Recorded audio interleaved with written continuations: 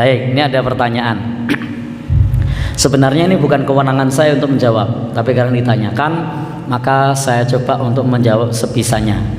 Ini ada pertanyaan, seberapa bahaya pengajian Salafi Wahabi sampai pengajian tersebut dibubarkan? Saya tahu maksud penanya ini, karena kemarin ada pengajian yang diisi oleh Ustadz Syafiq Reza Basalamah yang dibubarkan oleh ormas tertentu. Nah, baik.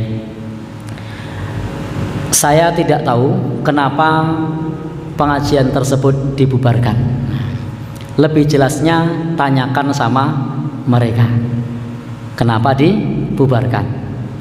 Saya mencoba beberapa saat yang lalu membaca, salah satunya karena pengajiannya dianggap provokasi, dianggap pembuat onar, dan dianggap itu adalah kumpulan orang-orang Hizbut Tahrir.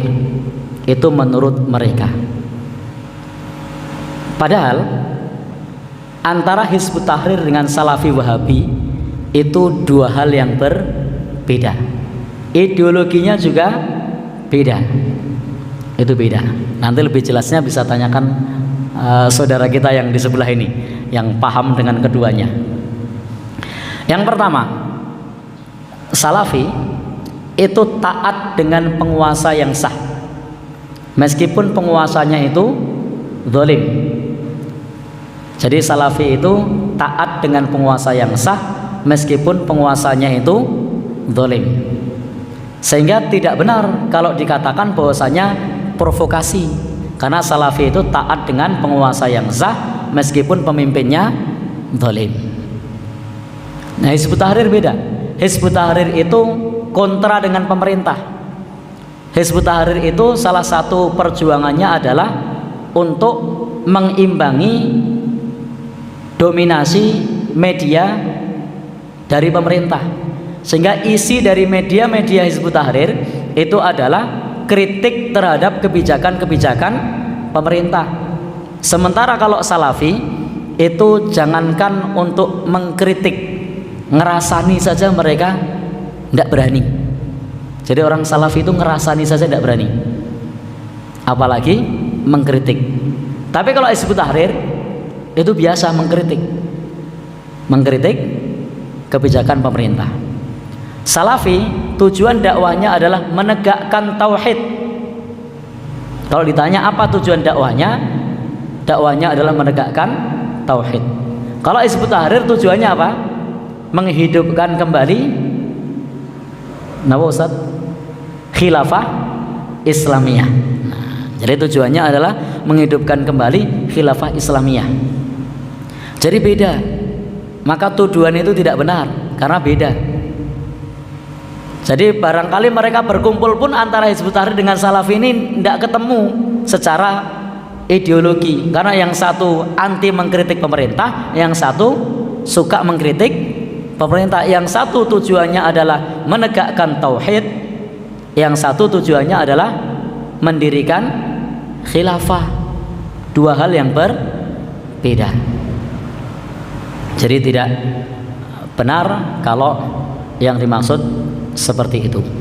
Kemudian terkait dengan Salafi ini juga berbeda dengan Muhammadiyah. Kalau di Muhammadiyah ketika Ramadan itu menggunakan kriteria wujudul hilal, hisab. Sementara kalau Salafi tidak pakai hisab, wujudul hilal, tidak pula pakai imkanur ru'yat sebagaimana pemerintah, tapi siapapun pemerintahnya, apapun kebijakan pemerintah itu, tentang kapan puasa akan ditaati. Itu Salafi.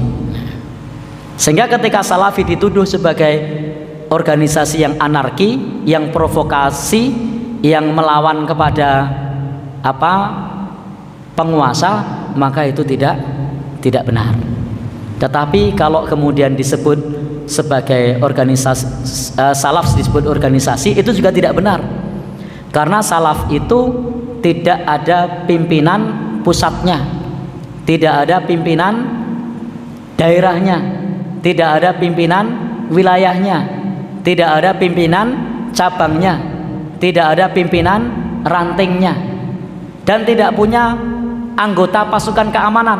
Kalau Muhammadiyah kan punya kokam, ormas sebelah juga punya. Kalau Salafi enggak, karena memang bukan organisasi. Salafi itu bukan organisasi.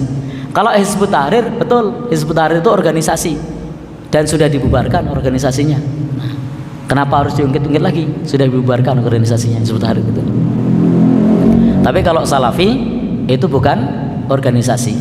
Maka ketika banyak para thalibul ilmi yang pulang dari Universitas Islam Madinah, yang pulang dari Timur Tengah, yang mereka kemudian berdakwah di negeri kita, yang mengusung satu tema dakwah untuk kembali kepada Al-Quran dan As-Sunnah, untuk tasfiyah, memurnikan ajaran Islam, maka itu adalah gerakan mereka. Itu adalah kesadaran siapapun yang mereka ingin kembali kepada Al-Quran dan As-Sunnah. Jadi tidak punya organisasi, tidak punya organisasi.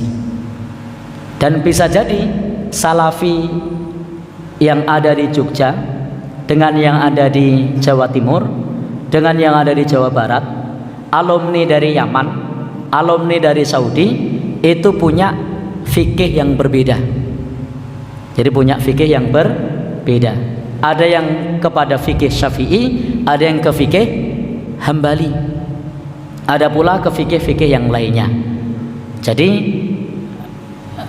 kalau kemudian disebut organisasi, Salafi bukan organisasi, tapi itu adalah manhaj, itu adalah metode dalam berdakwah untuk merujuk kepada Al-Quran dan As-Sunnah. Dan kalau demikian, maka diakui atau tidak, Muhammadiyah itu adalah pelopor gerakan kembali kepada Al-Quran dan As-Sunnah. Sebelum maraknya seperti saat ini adanya dakwah dari saudara-saudara kita salaf, Muhammadiyah itu sudah menyatakan diri sebagai gerakan tajdid, gerakan pemurnian. Tajdid itu artinya pembaruan, tapi pembaruan dalam agama itu adalah kembali kepada sumbernya, bukan kemudian dipoles, bukan. Kalau agama tajdid, pembaruan, itu artinya kembali kepada sumbernya. Sehingga dalam hal ini di Muhammadiyah sesungguhnya manhajnya sama, mengajak kembali kepada Al-Quran dan As-Sunnah, mengajak kembali kepada bimbingan para salafus soleh, salaful ummah, mengajak kembali kepada bimbingan Rasulullah Sallallahu Alaihi Wasallam. Wallahu alam bishawab. Jadi kesimpulannya belum terjawab ya, apa sebabnya, apa bahayanya, silahkan tanyakan ke mereka. Karena kalau disebut sebagai anarki, provokatif, provokasi, kemudian melawan pemerintah dan seterusnya, maka itu tidak benar, karena ideologinya tidak sama dengan ideologi Hizbut Tahrir. Wallahu alam bishawab.